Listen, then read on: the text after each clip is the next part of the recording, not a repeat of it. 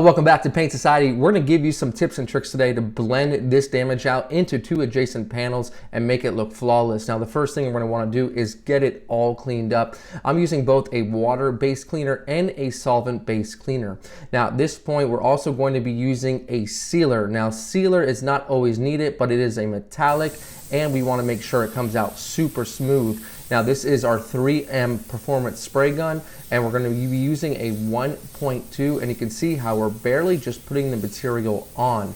What the sealer is going to do in this case is get me good coverage, and we're going to ensure that we don't have any sand scratches. Next up, we're using an Intercoat Clear, a blending additive. It's all the same thing, and we're going to use this at the edges of the sealer, and this is basically going to go over that sealer edge and smooth it out. It's not exactly going to melt it, it's going to smooth over it.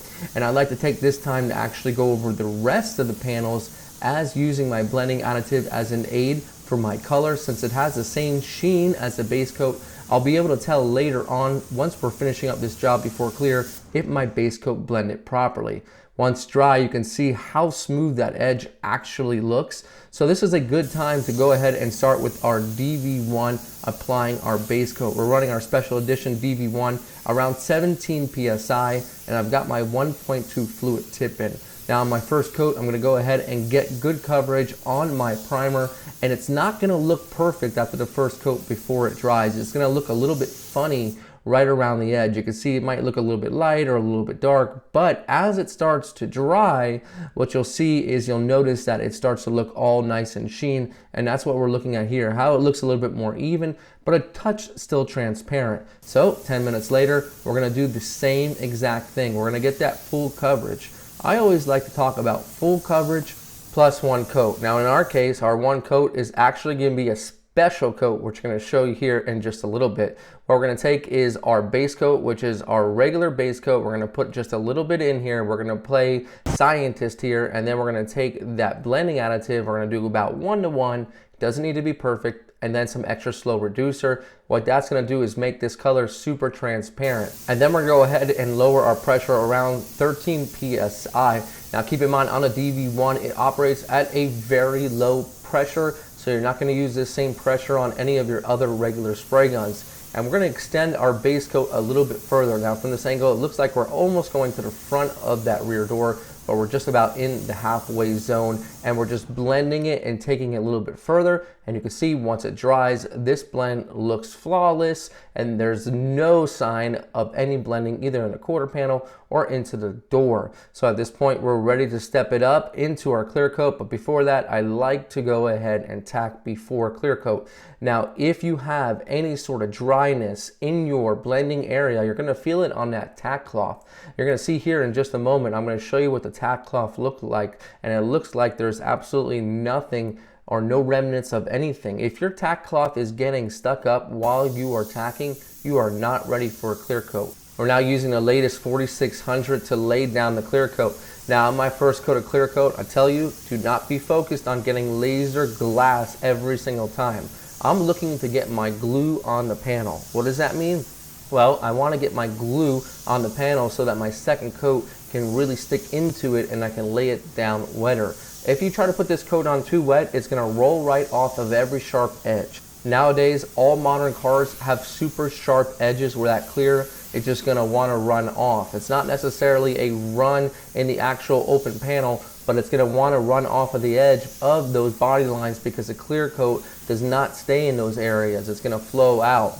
Now you can see here there is actually no base coat. That's fine. We have scuffed up 800 grit clear coat, and when we put clear coat right on top of it, well, we had that shiny surface right back. So anywhere where you did not put any base, you can put your clear coat right back on and it's going to shine it up. And this is a proper procedure for refinishing. There's no open blends anywhere on the actual panel itself. Now I give that a good 10 minutes to tack up. This is the first coat. You can see it's a little bit dry in that door, and I'm showing you everything over around the arc and the dog leg. It's a little bit dry as well, you can see that, but I'm not too concerned with it because I know in the second coat I'm going to clear things up. Now it looks fairly clean. There might be a little bit of dust and dirt. Leave that alone. Do not try to take clear coat in the second coat and bury it too much.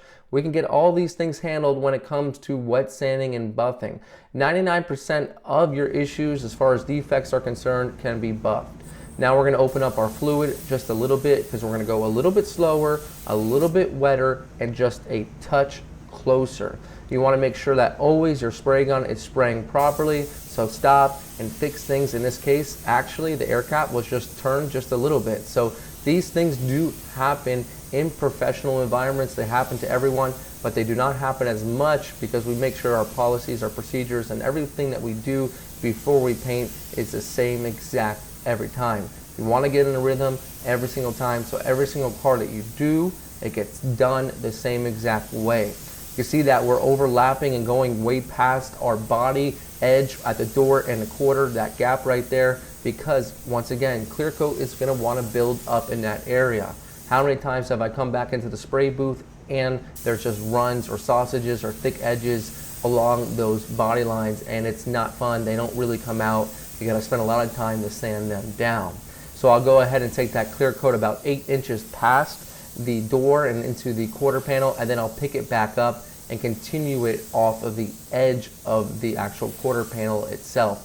We can see here we're roughly about 5 inches, maybe just a touch less, but we're watching the clear coat go on, and at the end of every single pass, I flick my wrist just a little bit so that when the clear coat hits the initial panel itself, it's not such an abrupt pattern hitting the actual panel. It kind of smooths into the panel itself. Sometimes you'll find me even painting at a 45-degree angle. This is just something that helps me out a little bit so I don't have such an aggressive amount of clear coat hitting the panel in some cases. Over time, you're going to develop different ways that really work for you and work for the actual vehicle to get the best possible finish. We can see here that this finish looks really good. We still have just a little piece of dirt right here, but a professional knows that we can get these things out afterwards. They're actually no big deal. It's just a little piece of lint.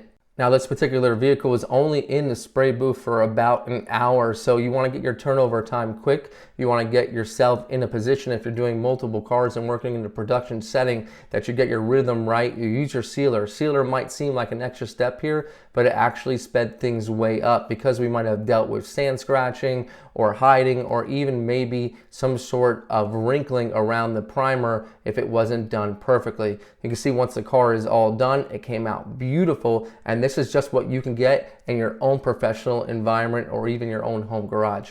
Guys, this is Brian from Paint Society reminding you, don't overthink it. It's just paint. We'll see you guys on the next episode.